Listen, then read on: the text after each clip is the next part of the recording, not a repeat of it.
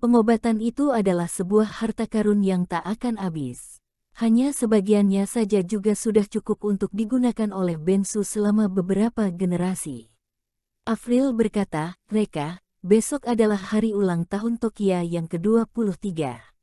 Berdasarkan kebiasaan yang ada, ulang tahun yang ke-23 harus dirayakan dengan mewah. Nanti kerabat-kerabat kita akan datang, kamu cari salah satu hotel. Reka mengangguk, Bu, tenang saja, hal ini aku selalu ingat, sekarang aku akan hubungi hotelnya. Oke, Avril mengangguk, Reka pergi. Bensu tiba-tiba mengingat sesuatu, lalu dia pun berkata, lupa ingatin Reka, agar dia siapkan kado untuk Tokia. Pergi. Avril berkata dengan tidak sabar, Reka orangnya lebih perhatian daripada kamu, hal yang bisa kamu pikirkan, mana mungkin si Reka tidak tahu. Bensu tersenyum, benar juga, aku yang terlalu khawatir. Reka langsung pergi ke Hotel Kingsley, dan bertemu dengan bos hotel saat ini, Katie. Hotel Kingsley, hotel paling mewah di kota Geffen, Reka berencana untuk adakan pesta ulang tahun ke-23 Tokia di sini. Sesudah Reka mengatakan tujuannya, Katie pun mengangguk, tidak masalah, aku akan atur pesta ulang tahunnya. Oh ya, Tuan Valkyrie, aku berencana untuk jual hotel ini. Reka tampak tak berekspresi dan berkata, oh, setelah kamu jual, kamu berencana untuk lakukan apa? Katie, aku pelajari kedokteran, kelola hotel bukan passion aku aku rencana mau jual sahamku, dan gunakan uang ini untuk masuk ke bidang kedokteran.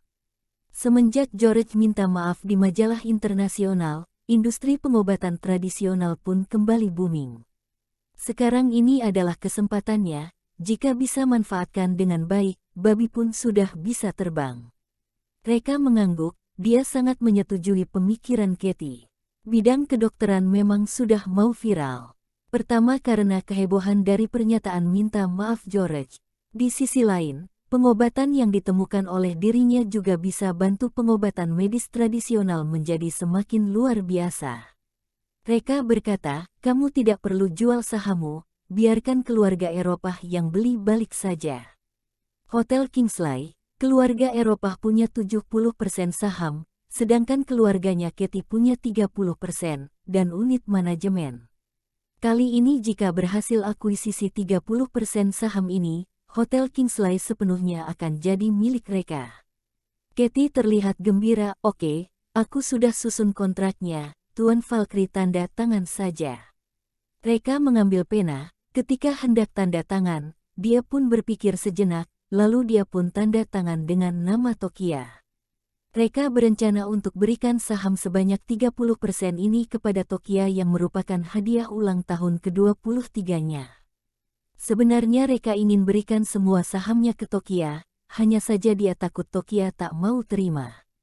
Setelah melihat nama Tokia, Katie pun merasa cemburu. Sungguh merupakan takdir, baru bertemu dengan pria yang disukai oleh dirinya, tetapi pun sudah jadi suami orang lain. Katie berkata, ada saham 1% keluargaku itu di bawah nama beberapa manajer penjualan cabang. Sekarang aku akan hubungi mereka, agar mereka datang ke sini untuk tanda tangan. Tuan Valkyrie, kamu duduk di ruanganku saja. Reka baru ingin menyetujuinya, tetapi setelah melihat tatapan Katie, dia pun berbalik, dan pergi, tidak perlu, aku tunggu di luar saja. Reka menyadari tatapan Katie terlihat ambigu ketika sedang menatap dirinya. Alangkah baiknya jangan terlalu dekat dengannya. Seorang pria di luar harus lindungi diri dengan baik. Melihat Reka pergi, Katie pun terlihat kecewa dan sedih. Katie menyadari dirinya sudah tergila-gila pada Reka. Bahkan kali ini Katie mau masuk ke industri farmasi juga karena ingin dekati Reka. Bagaimanapun Reka juga punya industri farmasi. Katie mengepalkan tangannya, kenapa kalau kamu sudah beristri? Kebahagiaan itu diraih sendiri. Aku pasti akan berusaha untuk kalahkan Tokia. Reka, kamu siap-siap untuk nyanyi lagu Conquer dengan sambil berlutut. Katie pun memiliki pemikiran yang seperti ini di benaknya. Reka berjalan keluar hotel, dia menyalakan sebatang rokok dan terlihat puas.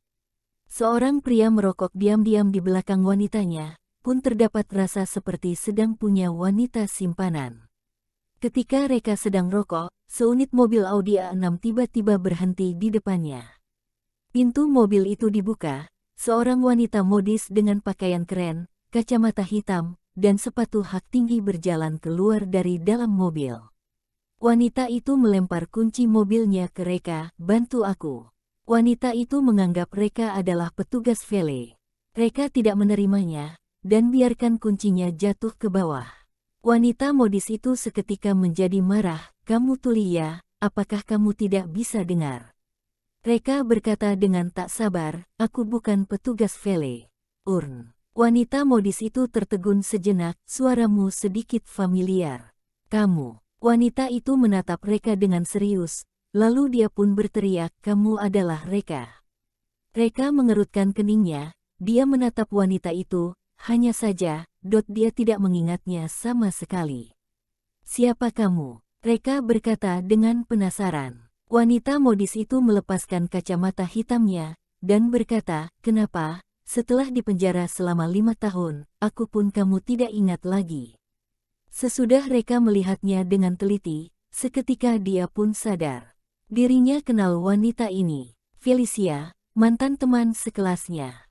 Ngomong-ngomong, mereka berdua dulu masih pernah punya hubungan yang tidak baik.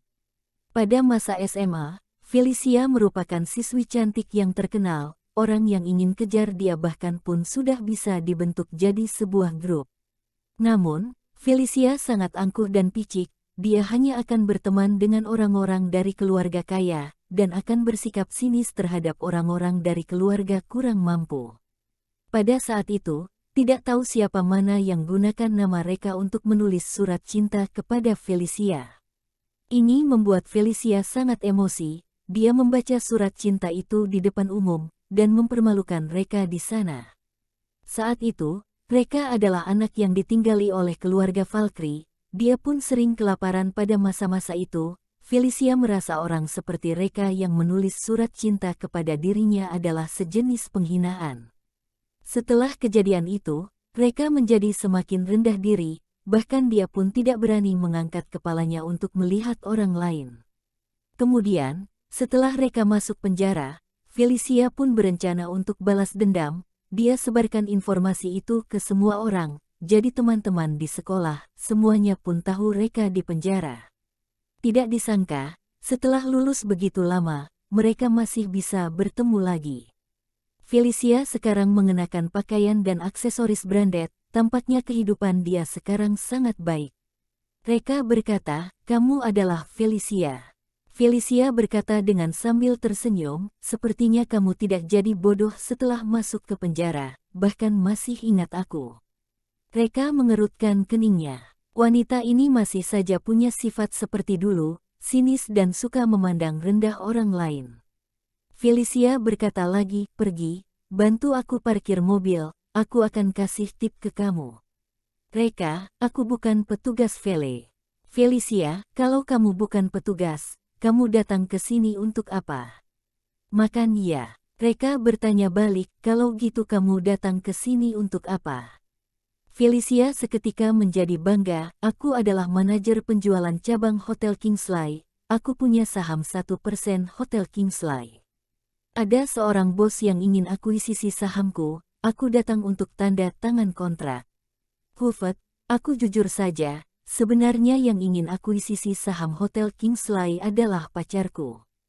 Reka tercengang. Demi memuaskan kesombongannya, wanita ini benar-benar tidak punya batas. Omongan kosong seperti ini pun bisa keluar dari mulutnya. "Jelas-jelas adalah aku yang ingin akuisisi saham Hotel Kingsley, kenapa bisa jadi pacarmu?" Reka tidak ingin banyak ngomong dengannya, jadi dia pun berkata, "Ayo, kita pergi tanda tangan kontrak." "Apa?" Felicia tertegun, "Kamu bilang apa? Kamu ingin tanda tangan kontrak dengan aku?" Reka mengangguk, "Ya, aku yang ingin akuisisi saham milikmu." "Haha." Felicia tertawa, dan mengatakan, "Reka, sejak kapan kamu belajar omong kosong? Orang seperti kamu, ingin akuisisi sahamku. Jika kamu bisa hidupi sendiri sudah harus bersyukur." Saham 1% milikku ini, juga senilai puluhan miliar. Apakah seorang security sepertimu punya uang sebanyak 20 juta? Reka mengangkat bahunya, kamu yang omong kosong duluan. Seketika Felicia pun mengamuk, sial, security sepertimu bilang siapa omong kosong. Reka, kamu bilang pacarmu yang mau akuisisi saham Hotel Kingsley, bukannya ini adalah omong kosong. Felicia, yang aku bilang itu benar, pacar aku yang mau akuisisi saham Hotel Kingsley. Pada saat ini, terdapat beberapa mobil yang berhenti di samping mereka. Terdapat 7 orang pria dan wanita yang turun dari mobil, mereka kemudian pun berjalan menuju ke hadapan Felicia. Felicia, kamu kok datang gitu cepat? Untuk apa berdiri di depan pintu? Ayo segera masuk untuk tanda tangan kontrak. Aku sekarang sudah tidak sabar ingin lihat, sebenarnya bos mana yang ingin akuisisi saham Hotel Kingsley. Aku bilang duluan ya, jika bos besar itu umurnya di bawah 50 tahun, maka dia adalah milikku, kalian tidak boleh rebut dengan aku. 7 orang ini adalah manajer penjualan dari cabang Hotel Kingsley. Mereka dengan Felicia sama-sama punya saham Hotel Kingsley yang sebanyak 1%. Reka tiba-tiba menyadari, terdapat sepasang pria dan wanita yang terlihat familiar. Setelah dilihat dengan jelas, Reka pun berhasil mengenali mereka. Mereka juga merupakan teman sekelas temannya, Daniel dan Elisa. Reka mempunyai kesan yang lumayan baik terhadap Elisa, karena pada masa sekolah, Elisa sering bantu dirinya, seperti meminjamkan pensil dan penghapus kepada dirinya. Elisa juga sering makan bersama dengan dirinya. Elisa akan ambil lauk yang lebih banyak, karena dia takut Reka tidak kenyang. Felicia tersenyum sinis dan berkata, Daniel, Elisa coba lihat aku ketemu siapa. Teman lama kita, Reka. Daniel dan Elisa merasa sangat kaget setelah menyadari orang itu adalah Reka. Daniel mengejeknya, Reka, katanya kamu masuk ke penjara setelah lulus, tidak disangka kamu sudah keluar.